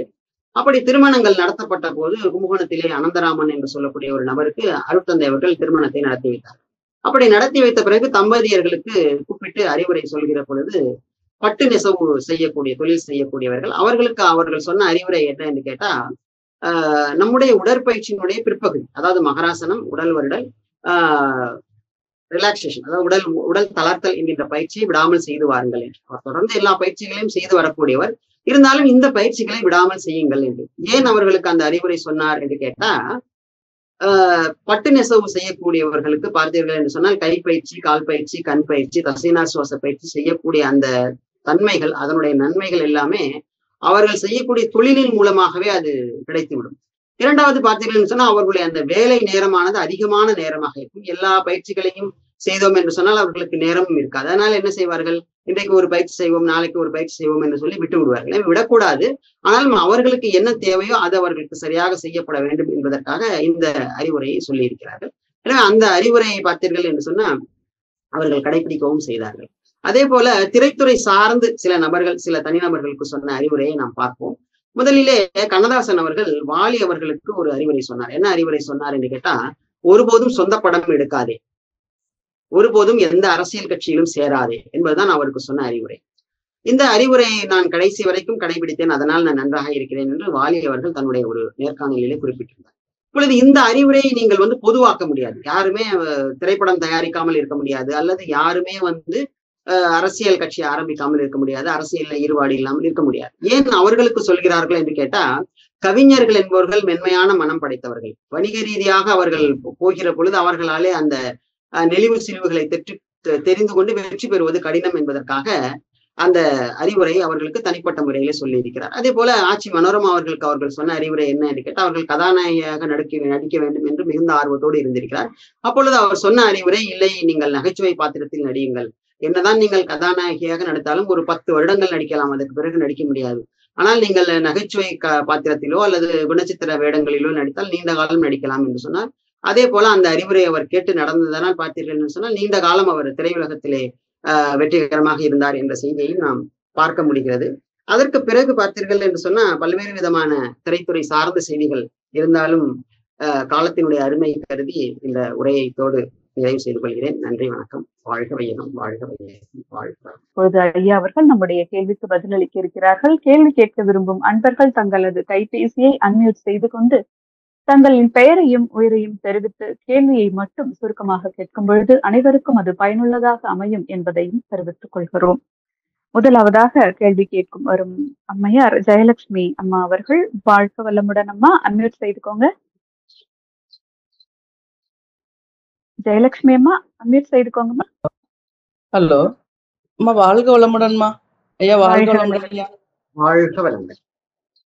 ஐயா, நான் அந்த வேதாத்திரியமும் திரையுலகமும் ரொம்ப அருமையா இருந்ததுயா. நிறைய தகவல்கள் கிடைச்சது, ரொம்ப சந்தோஷமா இருந்ததுயா. நல்லா நிறைவா இருந்தது மனதிற்கு. ஒவ்வொன்றுக்கும் அந்த நன்றி உணர்வு, அந்த அறிவுரையை கூறியது, மகரிஷியோட கருத்துக்கள் ரொம்ப அருமையாகவும் விளக்கமாகவும் எனக்கு நான் எதிர்பார்க்கவே இல்லை. காலைல நான் தற்செயலா அப்படியே ஆன் பண்ணேன்.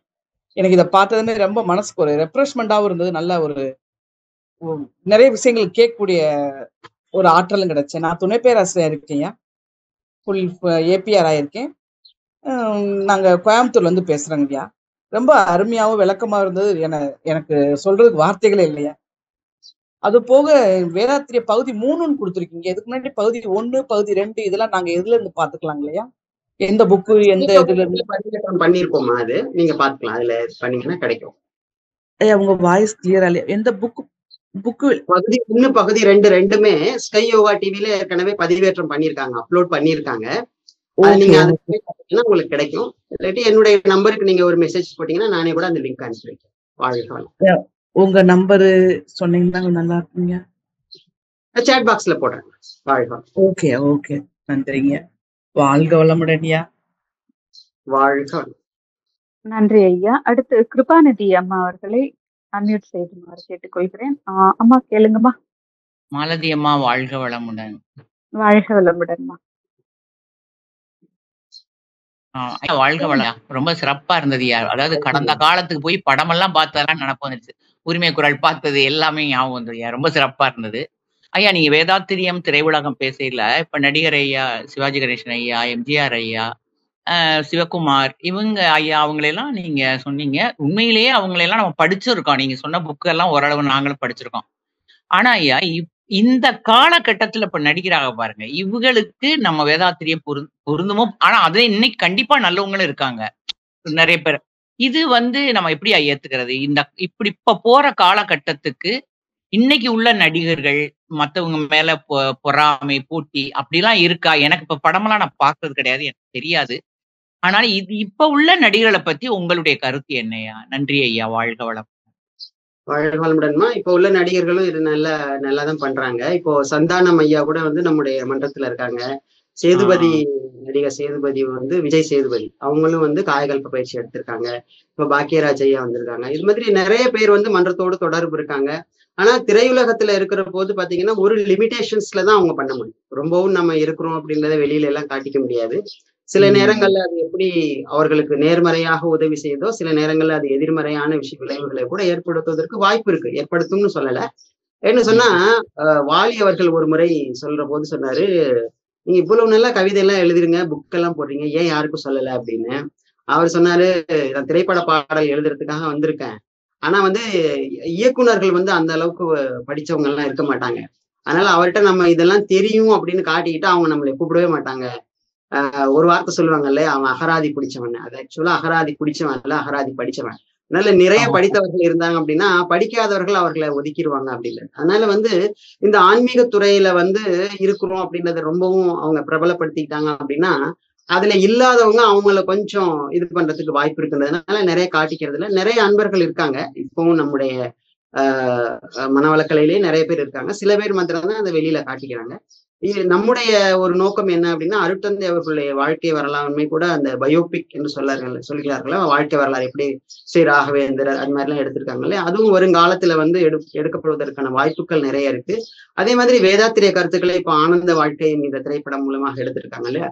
இது மாதிரி நிறைய திரைப்படங்களை எடுத்து வரும்போது பாத்தீங்கன்னு சொன்னா இந்த கருத்துக்கள் வந்து எளிமையாக மக்களுக்கு போய் சேரும். அது இப்ப இருக்கக்கூடியவர்கள் அந்தந்த காலகட்டத்துல அவர்களுடைய அந்த அந்த லிமிடேஷன்ஸ் என்று சொல்லக்கூடியதை பொறுத்து அவர்களும் சொல்வார்கள். சில இடங்கள்ல பாத்தீங்கன்னா கொஞ்சம் இலைமறை காய்மறைவாக சில இடங்களிலே சொல்லவும் செய்கிறார்கள். ஆனால் நம்ம அதை வெளிப்படையாக சொல்றதில்லை, அவ்வளவுதான். மற்றபடி வந்து இப்ப இருக்கக்கூடியவர்கள் மேலேயும் வந்து எந்த விதமான குறைபாடும் இல்லை. நான் ஒரு செய்தி எடுத்து வச்சிருந்தேன், ஆனா வந்து காலத்தின் அறிந்து கருதி நான் விட்டுட்டேன். ஒரே ஒரு செய்தி என்னன்னு கேட்டா, நினைவாற்றல் என்று சொல்லக்கூடியது. அந்த நினைவாற்றல் என்று சொல்லக்கூடியதுல நம்ம வந்துட்டு ராஜா ராணி என்கின்ற படத்திலே சேரன் செங்குட்டுவனாக சிவாஜி கணேசன் அவர்கள் ஒரு 8 நிமிட வசனத்தை ஒரே ஷாட்ல பேசி நடிச்சிருக்காங்க. ஏன்னா அப்பொழுது அந்த மாதிரியான ஒரு வாய்ப்பு வசதிகள் இருந்தது, அது மாதிரி பண்ணாங்க. ஆனா இப்ப பாத்தீங்கன்னு சொன்னா இப்ப உள்ள நடிகர்களும் அதற்கு குறைந்தவர்கள் இல்லை என்பதற்காக ஒரு செய்தி மாத்திரம் சொல்கிறேன். பூவெல்லாம் கேட்டுப்பார் என்று சொல்கிற படத்திலே நடிகர் சூர்யா அவர்கள் 100 பூக்களுடைய பெயர்களை தொடர்ந்து சொன்னார்கள். அப்படி சொல்லும் போது பார்த்தீர்கள் என்று சொன்னா இது ராஜபாட்டை அல்ல என்று சிவகுமார் ஒரு புத்தகம் எழுதியிருக்கிறார். அந்த புத்தகத்திலே அவர் ஒரு வரி எழுதியிருப்பார். என்ன என்று கேட்டா, திரைப்படம் என்பது ரகசியமாக எடுத்து பகிரங்கமாக காட்டப்பட வேண்டிய விஷயம். இதுல சில விஷயங்கள் பகிரங்கப்படுத்தப்படாமல் இருப்பது நல்லது என்று சொல்வார். அதாவது அந்த டெக்னிக்கல் விஷயங்கள் எல்லாம் நமக்கு தெரிஞ்சது அப்படின்னா திரைப்படத்தை நம்ம ரசிக்க மாட்டோம் அப்படின்றதுக்காக அவர் சொல்றது.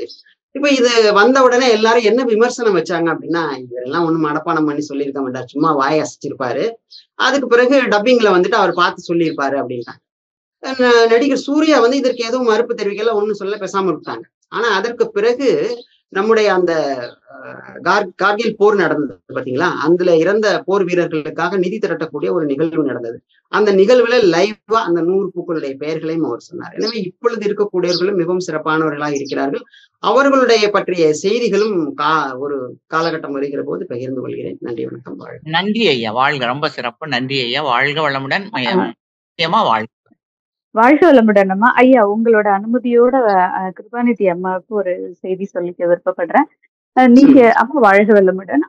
நீங்க வந்து இப்போ திரையுலகத்துல இப்போ எந்த அளவுக்கு வரும் அப்படின்னு சொல்லி கேட்டீங்க.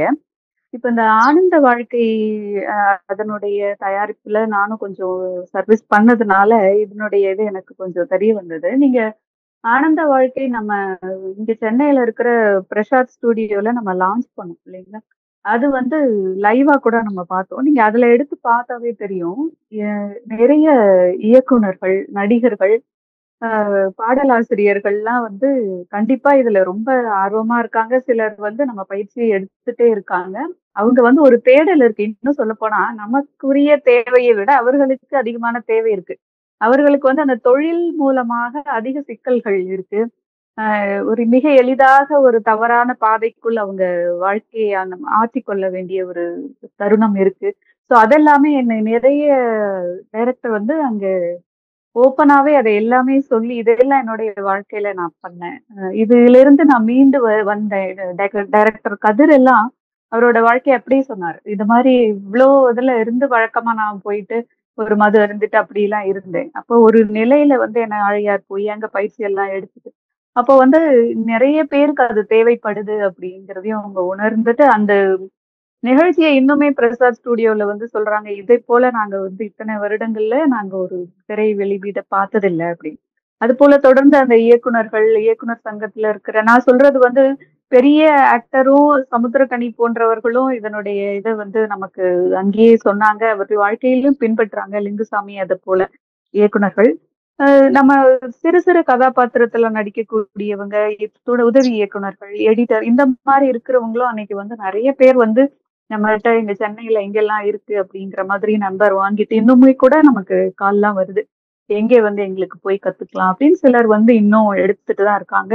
அதனால வந்து திரையுலகத்துக்கு தான் அது என்னுடைய அதிக தேவை இருக்கு.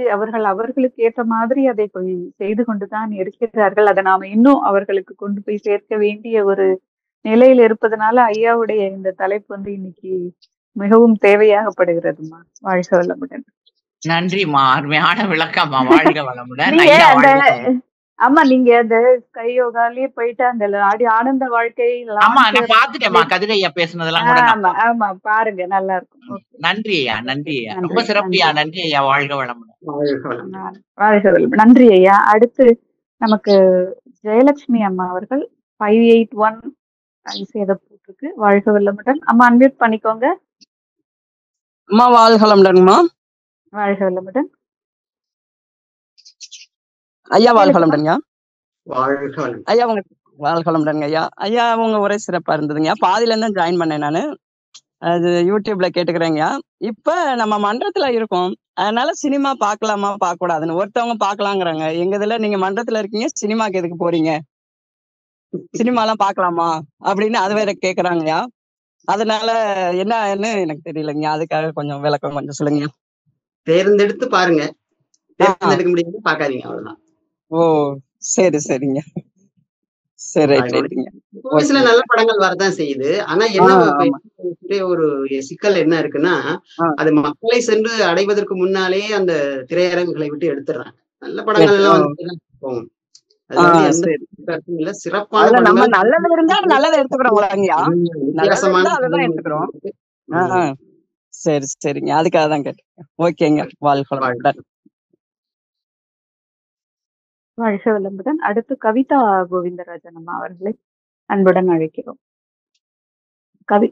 கேளுங்கம்மா. அம்மா வாழ்க வளமுடன். அம்மா வாழ்க வளமுடன் ஐயா. ஐயா நீங்க எம்ஜிஆர் ஐயா பத்தி சொன்னது ரொம்ப சிறப்பா இருந்துச்சு. நான் தெரியாததெல்லாம் நிறைய தெரிஞ்ச மாதிரி இருக்கு. அன்பும் கருணையுமா இருந்தாருன்ட்டு. ஆனா அவருக்கு இயற்கையா கண்ணதாசன் பாட்டு வரிகள்லாம் அமைஞ்சது இல்லையா, அதனாலயும் அவரு அந்த மாதிரி மாறி இருக்கலாமா, இல்ல இயற்கையே குணம் அப்படின்தானா? இல்ல, பாடல் வரிகள் எல்லாம் அவர் தான் கேட்டு வாங்கினதா சொல்றாங்க. இந்த மாதிரி வரிகள் தான் வேணும், இந்த மாதிரி வேணும் அப்படின்னு சொல்லி. அதே மாதிரி அவர் பாத்தீங்கன்னா, நம்ம சில நேரங்களில் நம்ம என்ன நினைச்சுக்கிறோம் அப்படின்னா, இப்ப அருட்தந்தை எடுத்துக்கிட்டீங்கன்னா அவங்க 3ஆவது வகுப்பு வரைக்கும் தான் முறைவழி கல்வி படிச்சிருக்காங்க பள்ளிக்கூடத்துக்கு போய். அதற்கு பிறகு அவங்க தனிப்பட்ட முறையில கணிதம், ஆங்கிலம் எல்லாம் படிச்சாங்க, இரவு பள்ளியில படிச்சாங்க அப்படின்றது எனது வாழ்க்கை விளக்கத்துல படிச்சோம். அதே மாதிரி எம்ஜிஆர் அவர்கள் பாத்தீங்கன்னா பைசி என்று சொல்லி ஒரு புத்தகம் இருக்குது. அதாவது அந்த திரைப்படத்தின் அந்த துறையில மிக முக்கியமான புத்தகம் அது. அந்த புத்தகம் ஆங்கிலத்தில் இருப்பதனால ரவீந்திரன் அப்படின்ற ஒரு நபரை வச்சு அதை ஃபுல்லா மொழியாக்கம் பண்ணி அதை படிச்சு அதை புரிஞ்சிட்டு இருக்கிறார் அப்படின்னு சொல்லி சொல்றாங்க. அதனால அவருக்கு மிகப்பெரிய ஒரு அந்த துறையில கற்றுத்துறை போகியவராக இருந்தாரு. அதே மாதிரி உலகளாவிய அளவுல சினிமாவில அந்தந்த காலகட்டத்துல என்ன மாதிரியான மாற்றங்கள் இருந்தது அப்படின்றத அவர் தெரிஞ்சிட்டு இருந்தார். சோ அதனாலதான் சில பேர் என்ன சொல்லுவாங்கன்னா, இவரை எல்லா தலையிடுறாரு அப்படின்றது மாதிரி சொல்லுவாங்க. தலையீடு என்பது இல்ல, சிறப்பாக வர வேண்டும் அப்படின்றதுக்காக. இப்ப எல்லாருக்கும் எல்லா நாலேஜும் இருக்காது இல்லைங்களா, ஒருத்தவங்களுக்கும் ஒண்ணு இருக்கும். அந்த தெரிந்து கொண்ட விஷயத்த அந்த படத்துல சிறப்பாக பயன்படுத்தணும் அப்படின்றதுக்காக அவரு செய்த ஒரு விஷயம். ஆனா பாடல் வரிகள் எல்லாம் பாத்தீங்கன்னா கிட்டத்தட்ட ஒரு குறிப்பிட்ட காலகட்டத்துக்கு அப்புறம் பாத்தீங்கன்னா அவரே தான் எழுதி வாங்கினது. இந்த மாதிரி எனக்கு பாடல்கள் வேணும், இந்த மாதிரி வரிகள் தான் வேணும் அப்படின்னு சொல்லி எழுதி அவரே வாங்கியிருக்காரு. அதான் அதற்கு பிறகு அவருடைய மனப்போக்கை தெரிந்து அது மாதிரி எழுதக்கூடியவர்களுக்கு முக்கியத்துவம் கொடுக்க ஆரம்பிச்சு. வாழ்க வளமுடன் ஐயா. நன்றிகள் ஐயா. வாழ்க வளமுடன் அம்மா. வாழ்க வளமுடன் அம்மா. நன்றி நன்றி. அடுத்து நன்றிம்மா, நன்றி. அடுத்து சாந்தி கண்ணன் அம்மா அவர்களை அன்போடு அழைக்கிறோம். அம்மா அன்மியூட் செய்துக்கோங்கம்மா. வாழ்க வளமுடன் அம்மா. வாழ்க வளமுடன் ஐயா. வாழ்க வளமுடன் ஐயா. ஐயா இப்ப நீங்க சொன்னீங்க ஐயா, கும்பகோணத்தை பத்தி எல்லாம் சொன்னீங்க. நானும் கும்பகோணம் தான். இங்க கும்பகோணத்துல இந்த கை நெசவு தொழில் செய்யறவங்க, பட்டு நெய்யறவங்களுக்கு கணவன் மனைவி இருவருக்குமே அந்த வேலை இருக்கும் ஐயா. ஒருத்தருக்கு மட்டும் அந்த வேலை இருக்காது. இருவருமே சேர்ந்தாதான் அந்த வேலை செய்ய முடியும். அது மகரிஷி உங்க எல்லா அளவுக்கு சொல்லியிருக்கும் போது எங்களுக்கு எல்லாம் பெருமையா இருக்குயா. ஏன்னா ஒருத்தர் வேலை செஞ்சு கொடுத்து அந்த தறி பாவம் எல்லாம் நெய்ச்சி கொடுத்தாதான் அவங்க பட்டு நெய்ய முடியும், அந்த புடவையே நெய்ய முடியும். அதனால கணவன் மனைவி இருவருமே அந்த இதுல வேலை செய்வாங்க ஐயா. ரொம்ப நன்றி ஐயா. நன்றி சொன்னதுக்கு நன்றியா. வாழ்க வளமுடன் அம்மா. நன்றி அம்மா. வாழ்க வளமுடன். நன்றி அம்மா. நன்றி அம்மா. நன்றி, மிக்க மகிழ்ச்சி. வாழ்க வளமுடன் அம்மா. அடுத்து செவ்வேல் ஐயா அவர்களை அன்புடன் அழைக்கிறோம். ஐயா அன்மியூட் பண்ணிக்கோங்க ஐயா. வாழ்க வளமுடன் அம்மா. வாழ்க வளமுடன் ஐயா. அந்த காலத்து படங்கள்ல பார்த்தா அந்த பாசமலர்னு சொன்னா அந்த டைட்டில் ஒருத்தவங்க ஹெட்டிங் கொடுக்குறாங்கன்னா அந்த காலத்து படம் நம்ம பார்க்கல. அதுல உள்ள பாசம்னா என்னன்னு அந்த டைட்டிலுக்கு ஏத்த அர்த்தங்கள் எல்லாமே நம்மளுக்கு புரிஞ்சுக்க முடியுது. ஆனா இக்காலகட்டத்தினுடைய அந்த படங்கள்லாம் நம்ம பார்க்கல, ஒண்ணுமே அதுக்கு எதுக்கு டைட்டில் கொடுத்துருக்கானே என்னன்ட்டு நம்மளுக்கு அது அந்த அளவுக்கு தெரியல. அந்த காலத்து படங்கள் எவ்வளவு உணர்வுபூர்வமாக அந்த நம்ம மனவளக்கலை எப்படி நம்ம பயிற்சி பெற்று முயற்சி பெற்று டெய்லி செஞ்சு நம்மளுடைய அவுட்புட் எவ்வளவு தூரம் அந்த உடலை எல்லாமே மகிழ்ச்சியா வச்சுக்கலாமோ, அந்த காலத்து படங்கள் அவ்வளவு தூரம் நுணுக்கங்களும் அவ்வளவு தூரம் அவங்க அந்த ஒரு நாட்டியமோ ஒரு பாடல்லாம் வந்தாலும் அந்த அளவுக்கு அறிவுபூர்வமா இருந்தது. ஆனா இக்காலகட்டத்துல அந்த அளவுக்கு இன்னும் அந்த மனதில பதிவிக்கிற மாரிலாம் ஒன்றும் அந்த அளவுக்கு தெரியலைங்க ஐயா. இருந்தாலும் மக்களினுடைய நோய்கள் வரத்துக்கு தான் அதிகமா காரணமா இருக்குது ஐயா. அதுக்கு அதை நம்ம என்ன ஐயா எப்படி ஐயா சரி பண்ணலாம் ஐயா? ஒவ்வொரு துறையிலையும் வளர்ச்சி தளர்ச்சி, அதாவது ஒரு சக்கரம் என்று சொல்வார்கள் அல்லவா, சில நேரங்களில் சில கொஞ்சம் தளர்ச்சி ஏற்படும். அது மாதிரியான காலகட்டம் விரைவில் அது மீண்டும் அந்த மாதிரியான தன்மைகள் நீங்கி பழைய பொழிவை பெறும் என்பதுதான் என்னுடைய எதிர்பார்ப்பு, நம்பிக்கை. காலத்தினால அது மலரும். மறுபடியும் எப்படி நீங்க சொல்றீங்க இல்லையா, பழைய காலம் பொற்காலம் என்று, அதே மாதிரி மீண்டும் ஒரு பொற்காலம் வரும் திரையுலகத்துக்கு. வாழ்காலம். வாழ்க்கை வளமுடன்.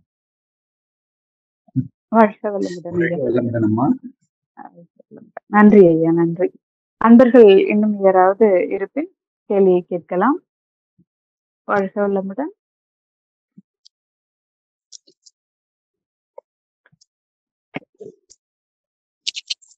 ஓகே ஐயா, இன்னும் ஏதாவது செய்தி இருந்தா சொல்லிடலாங்க, சொல்லிட்டு நிறைவு செய்துக்கலாம். இருக்குங்களா ஐயா? முடிச்சுக்கலாம். ஓகே ஓகே, நன்றிங்க ஐயா, நன்றிங்க ஐயா. வாழ்க வளமுடன். மிக்க அருமையா இருந்ததுங்க ஐயா. என்ன அன்பர்களுக்கு ஒரு ஆர்வம் வேற, நம்ம என்னதான் தத்துவம் பேசிட்டு இருந்தாலும் அது திரையுலகத்தையும் சேர்த்து நம்ம அது சொல்லும் பொழுது அன்பர்கள் எல்லோருமே அதை ரொம்ப ஆர்வமா அதை கேட்டுட்டு திரும்பவும் அதை வெரிஃபை பண்ணிக்கிட்டாங்க. எம்ஜிஆர் நிஜமாவே பாடலோட அது பண்ணியிருக்காரா அப்படிங்கிறது. அவர் நீங்க சொன்ன பதில் அது சரியான பதில் தாங்கய்யா. அவர் கண்ணதாசன் பாடலால மட்டும் ஒரு புடல் பெறல, அதுக்கு முன்னாடி எல்லாம் மருதகாசி அவர் கண்ணதாசன் காலத்துக்கு முன்பான பாடல்கள்ல இருந்தே அவரு முதல்ல இருந்தே ஊடகத்தை அது சமுதாயத்துக்கு ஏதாவது நாம செய்யணுங்கிற ஒரு நோக்கோடு தான் அவரு அது பண்ணியிருக்காரு அப்படிங்கிறதுதான். அது கொஞ்ச நாளைக்கு முன்னாடி ஒரு கருத்தரங்கத்துல அவரோட வாழ்க்கை வரலாறு பத்தி ஒரு கட்டுரை எழுதும் போது இதெல்லாம் படிக்க நேர்ந்தது. மகிழ்ச்சி ஐயா. இப்ப திருமாறன் ஐயா அவர்கள் கேள்வி கேட்க நம்மோட இணைந்திருக்கிறார்கள். ஐயா திருமாறன் ஐயா, கேளுங்க ஐயா, அன்மியூட் செய்துக்கோங்க. வாழ்க வளமுடன். வாழ்க வளமுடன் ஐயா, வணக்கம். வாழ்க வளமுடன். அதாவது நான் சின்ன வயசுல எல்லாம் படம் பார்க்கும்போது எங்க வீட்டுல எல்லா திரைப்படத்துக்கும் அனுமதி கொடுக்க மாட்டாங்க. அதாவது இந்த ஆன்மீக சம்பந்தப்பட்ட, அதாவது நம்ம திருவிளையாடல், சரஸ்வதி சபதம், இந்த மாதிரியான படங்கள் தான் நாங்க போய் பார்ப்போம். அப்போ பார்க்கும் பொழுது அங்க சில முனிவர்கள்லாம் உட்காந்து தவம் பண்ணிட்டு அவங்க வரலாம் இறைவன்கிட்ட கேட்குற மாதிரியான ஒரு நிகழ்ச்சி நம்ம நிறைய இதுல பார்த்துருப்போம். அப்படி பார்க்கும் பொழுது எனக்கு அது ஒரு சின்ன வயசுலயே அது மனசுல ஒரு பதிவு ஏற்பட்டிருக்குன்னு நினைக்கிறேன். எப்படியாவது நம்மளும் தவம் பண்ணணும் அப்படின்னுட்டு. அதனாலதான் எனக்கு அந்த தவம் பண்றது மேல ரொம்ப ஆர்வம் நான் மனவளக்கலையில வருவதுக்கு அதுவும் ஒரு உதாரணமா இருந்தது அப்படின்னு சொல்லலாம் சார். அதுதான் நான் உங்கள்கிட்ட கருத்து சொல்லிக்கலாம் அப்படின்னு பார்த்தேன். திரைப்படங்கள் எந்த அளவுக்கு படிப்பினையாக இருந்திருக்கிறது அப்படின்றத நீங்க கூறின அந்த செய்தியின் மூலமாக தெரிந்து கொள்ள முடிந்தது. வாழ்க வளமுடன். நன்றி ஐயா. வாழ்க வளமுடன். வாழ்க வளமுடன். நன்றி ஐயா. நம்ம நிகழ்ச்சி முடிச்சுக்கலாங்களா ஐயா? ஒரு நிமிஷம் ஐயா, இன்னும் ஒருத்தர் வந்திருக்காங்க. பாப்பு அம்மா அவர்களே கேள்வி கேட்க அன்போடு அழைக்கிறோம். அம்மா அன்மியூட் பண்ணிக்கோங்க. நன்றிம்மா. வாழ்க வளமுடன் ஐயா. வாழ்க வளமுடன். தலைப்பு வித்தியாசமான தலைப்பு, நல்லா ஸ்பீச் நம்ம அருமையா இருந்ததுங்க. நடிகர்களா இருந்தாலும் அவங்களும் நம்முடைய மகிழ்ச்சியினுடைய கருத்துக்களை நிறைய இடத்துல நிறைய பேர் சொல்லியிருக்காங்கிறத மிக அற்புதமா. அது அந்த காலத்து நடிகர்கள், அவங்கெல்லாம் மனசுல நிற்கக்கூடியவங்க தான். எனக்கெல்லாம் ரொம்ப பிடிக்கும். நான்லாம் கூட அந்த இடத்துல பார்த்துருக்கேன். ஒரு அம்மா கூட கேட்டாங்க, நான் இப்போ திரைப்படம் பார்க்கறது நல்லதா கெட்டதான்னு. அது நல்ல விஷயங்கள நம்ம எடுத்துக்கணும், பார்க்கறது ஒன்றும் தவறே இல்லை. மகிழ்ச்சி எந்த விஷயமா இருந்தாலும் பண்ணாதீங்க செய்யாதீங்க எல்லாம் சொல்லவே இல்லை. எல்லாத்தையுமே பாருங்க, அதுல இருக்கிற நல்ல விஷயங்களை எடுத்துங்க. இருக்குங்கிறது தான் மகிழ்ச்சி சொல்லியிருக்காரு இல்லைங்களா. அந்த அளவில் வந்து பார்த்தீங்கன்னா அவங்க நடிகருங்கெல்லாம் ஐயா எங்களுக்கெல்லாம் கொஞ்சம் கொஞ்சம் தெரியும். ஆனால் அவங்கள பற்றி நிறைய எவ்வளோ விஷயங்கள் சொன்னீங்க, ரொம்ப அற்புதமாக இருந்தது. நடிகர்களாக இருந்தாலும் அற்புதமாக எல்லாம் பண்ணினாங்கிறத நல்லா நிறைய தெரிஞ்சுக்கிட்டோங்க. ரொம்ப நல்லா இருந்ததுங்க. வாழ்த்துக்கள். மாலதி அம்மாவும் நிறைய சொன்னாங்க. அந்த இது நம்மளுடைய ஆனந்த வாழ்க்கை இதுக்கு போய் சர்வீஸ் பண்ணிட்டு அவங்களுடைய அனுபவத்தை ரொம்ப நல்லா இருந்ததுமா. நன்றிம்மா ஐயா. வாழ்த்துக்கள் ஐயா. வாழ்க்கை வளமுடன். நன்றிம்மா. வாழ்க்கை வளமுடன். நன்றி. ஐயா நம்ம இன்னும் ஒருத்தர் லக்ஷ்மணன்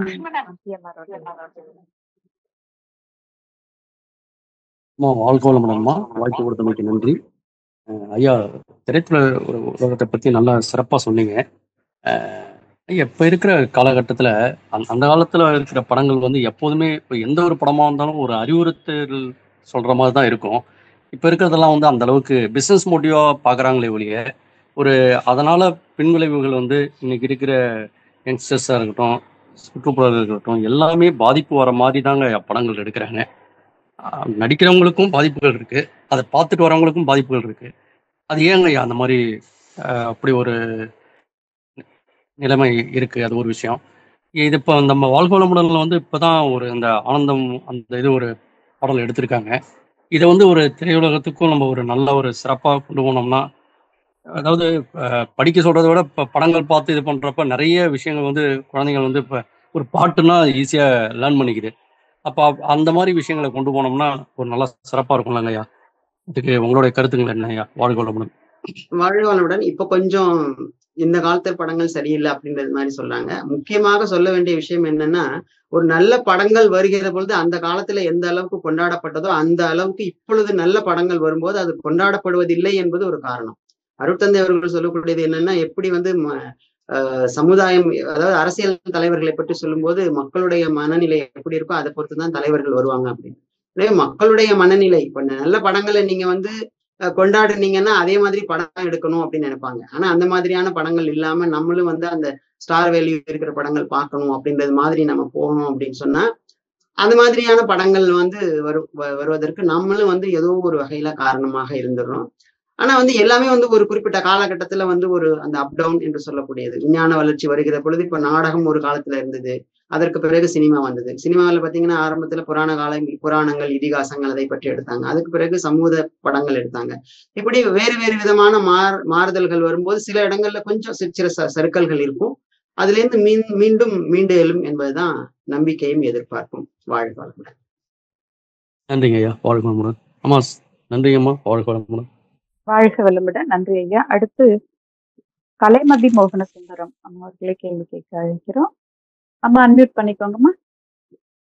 அம்மா வணக்கம் அம்மா. வாழ்க வளமுடன். ஐயா வணக்கம் ஐயா. வாழ்க வளமுடன். நீங்க திரைப்படத்துறை பத்தி பேசுனீங்க, ரொம்ப நல்லா இருந்ததுங்க ஐயா. இன்றைய சினிமாவை பத்தி நிச்சயமா வருத்தப்படுற மாதிரி தான் இருக்கு. ஆனா திரைத்துறையில இருக்கிறவங்க நிறைய நல்லது பண்றாங்க ஐயா. அதையும் நம்ம கவனத்துல எடுத்துக்கலாம். இப்ப நீங்க சூர்யாவை சொன்னீங்க, 100 பூ பேர் சொன்னாருன்ட்டு. ஆனா அவர் அகரம் ஃபவுண்டேஷன் பண்ணிட்டு இருக்காரு, அது குறிப்பிட்டிருக்கணும். அதே மாதிரி கார்த்தி அவங்க விவசாயிகளுக்காக பண்றாங்க.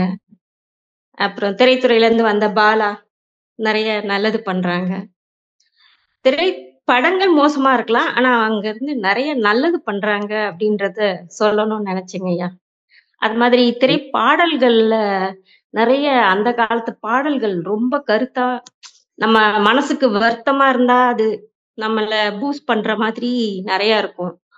இப்ப அந்த மாதிரி பாடல்கள் கொஞ்சம் கம்மியா தான் வருது. நீங்க திரைப்பட பாடல்களை பத்தியும் சொல்லணுங்க ஐயா.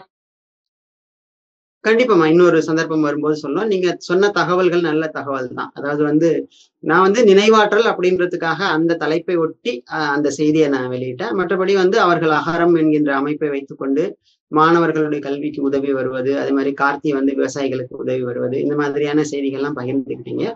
அது வந்து ரொம்ப நல்ல விஷயம். திரைத்துறை சார்ந்தவர்கள் என்ன நன்மைகளை சமூகத்துக்கு அவங்களால இயன்றதை செய்யறாங்க அப்படின்றத சொன்னீங்க. ரொம்ப நன்றிமா, மகிழ்ச்சிமா. அந்த வேதாத்திரிய கருத்துக்களோடு ஒட்டி வரும்போது அந்த அந்த இடத்துல அந்த கருத்துக்களை பயன்படுத்தி விரிவாகவே சொல்றேம்மா. வாழ்க வளமுடன். ரொம்ப நன்றிங்க ஐயா. அம்மா நன்றிங்கம்மா. வாழ்க வளமுடன் அம்மா. ஐயா வாழ்க வளமுடன் ஐயா. நம் கடமை அறவாழ்வின் நாட்டத்தே